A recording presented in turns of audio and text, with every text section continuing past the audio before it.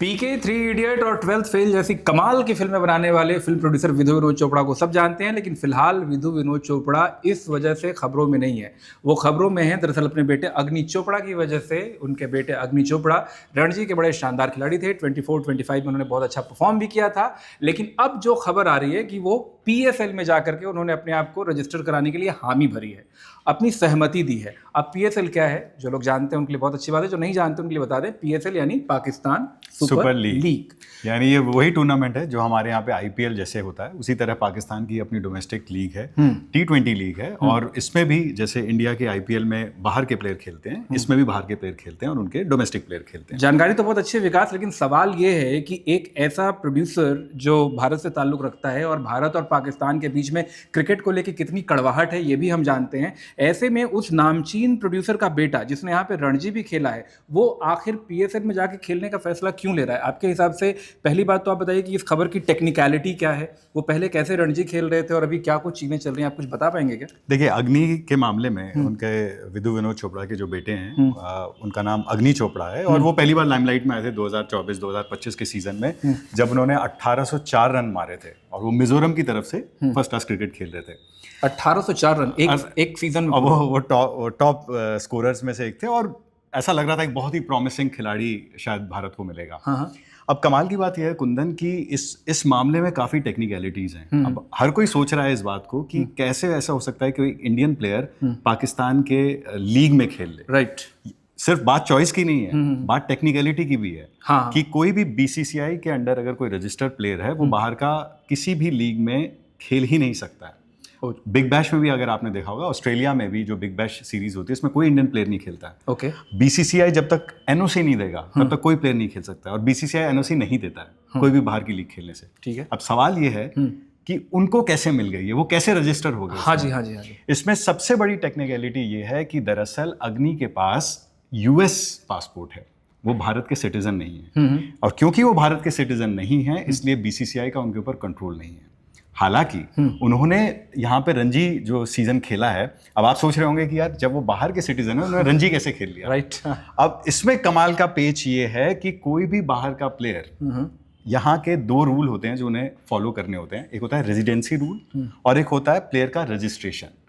ये दो रूल कहते ये हैं कि अगर आप 12 महीने अगर उस स्टेट में रहे हो और आप वहाँ पे ट्रेनिंग कर रहे हो, आप वहाँ पे अपना क्रिकेट खेल रहे हो, आप प्रोफेशनल हो और आप उस बीसीसीआई उस स्टेट के लिए रजिस्टर्ड प्लेयर हो, तो आप रणजी खेल सकते हो। अब क्योंकि वो इंडिया में रह रहे थे और यहाँ पे जाहिर सी बात है वो 12 महीने से ज़्यादा वहाँ पे उन्होंने ट्रेनिंग की होगी और वो रजिस्टर्ड थे मिजोरम स्टेट टीम से, तो वो रणजी खेल गए। अब बीसीसीआई ने कुछ नियमों में बदलाव किए हैं और उनके पाकिस्तान की तरफ से यानी पीएसएल में रजिस्टर होने का जो सबसे बड़ा कारण है, वो ये बताया जा रहा है कि अग्नि इस बात से थोड़े डिसअपॉइंटेड थे कि उन्हें आईपीएल में रजिस्टर नहीं किया गया। आईपीएल में ओके। क्योंकि देखिए उनका स्टेटस रहेगा बाहर का, क्योंकि उनके पास पासपोर्ट है बाहर का। तो क्या ये बात पहले बीसीसीआई को पता थी, लेकिन चूंकि उन्होंने वो चीजें शर्तें पूरी की थी, इस वजह से वो रणजी तो खेल गए।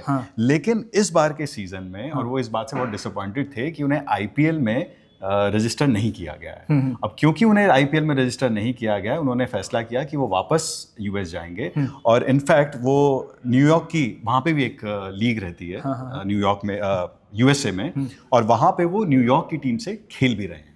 अच्छा, वो न्यूयॉर्क की टीम से खेल रहे हैं और फिर उन्होंने बाकायदा यूएसए क्रिकेटर के तौर पे पीएसए के लिए उन्होंने अपनी हामी भरी है। और वो खेलेंगे नहीं खेलेंगे, ये बड़ा सवाल है। उन्होंने इस बात के लिए हामी भरी है कि जो पीएसए के लिए जो बिडिंग होगी, जैसे कि आईपीएल के लिए जो बिडिंग प्रोसेस होता है, उसमें उन्होंने अपना नाम दिए जाने पे सहमति जताई। यानी अगर कोई बेस प्राइस पे या कोई अच्छी बोली लगा के खरीदता है, तो शायद इस बात की पॉसिबिलिटी बन सकती है कि अग्नि चोपड़ा पीएसएल को खेले। एम आई राइट? बिल्कुल सही कहा आपने। और कमाल की बात यह है कि इसमें इतने सारे टेक्निकल ग्लिच हैं इस पूरे केस में, क्योंकि लोग सोच रहे हैं कि अगर वो बाहर के प्लेयर थे तो उन्होंने रणजी कैसे खेली, और अगर वो रणजी के प्लेयर हैं तो बाहर कैसे खेल रहे हैं। और बाहर नहीं, यहाँ पे बड़ा सवाल ये भी विकास कि बाहर तो बाहर होता है, लेकिन पाकिस्तान को लेकर के हमारे यहाँ पे इतनी ऊंची दीवार खड़ी है, इमोशनल भी और टेक्निकल भी, कि जैसे ही पाकिस्तान का नाम होता है सबके एंटीना, सबके कान खड़े हो जाते हैं। बिल्कुल सही बात। और जाहिर तौर पे जो विधु विनोद चोपड़ा है, वो पहले भी काफी लोगों के निशाने पे रहे, क्योंकि वो काफी आउटस्पोकन है और काफी चीजों को लेकर के बड़ी सख्त राय रखते हैं अपनी।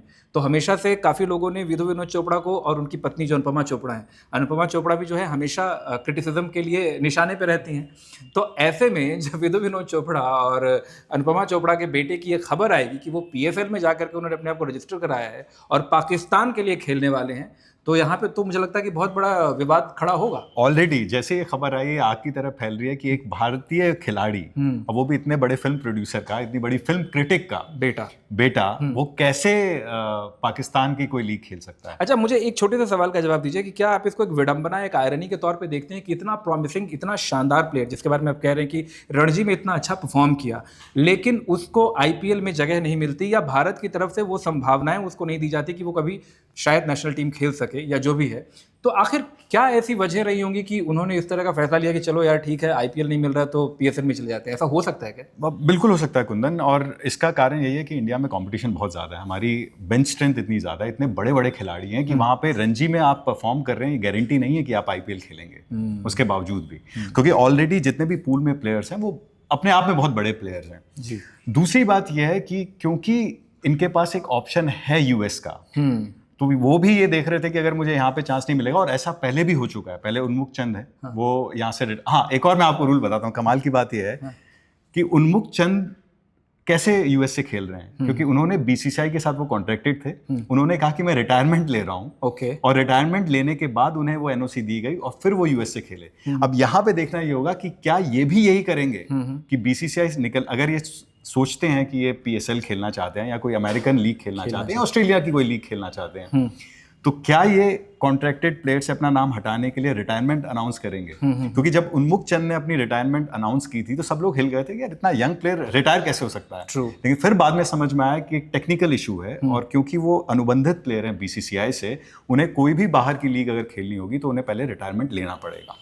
मामला कुल मिला के सिर्फ जो है वो टेक्निकल ही नहीं, इमोशनल होने वाला है, और भारत ने, मुझे लगता है कि अगर ये खबर और आग की तरफ फैलेगी तो अच्छा खासा बवंडर भी खड़ा होगा। खैर, आप बताइए अपनी ओपिनियन कमेंट सेक्शन में कि आप इस पूरे मामले पे क्या सोचते हैं। ये जो तकनीकी पहलू विकास ने हमको समझाए कि एक खिलाड़ी के अलग अलग लीग्स के साथ खेलने के लिए क्या टेक्निकल ग्राउंड्स वो अपने लिए तैयार करते हैं, जैसे उन्मुख चंद का जिक्र किया और अभी अग्नि चोपड़ा का जिक्र हो रहा है, लेकिन फिर भी कोई और लीग हो और पाकिस्तान की लीग हो, दोनों बहुत अलग अलग बातें होती हैं। आप क्या सोचते हैं इस बारे में? क्या अग्नि चोपड़ा का जो कदम है वो सही है? आप खुल के शेयर कीजिए अपनी राय, अपनी ओपिनियन, अपनी वॉइस हमारे साथ, क्योंकि ये इंडी वॉइस आपकी अपनी इंडिपेंडेंट वॉइस।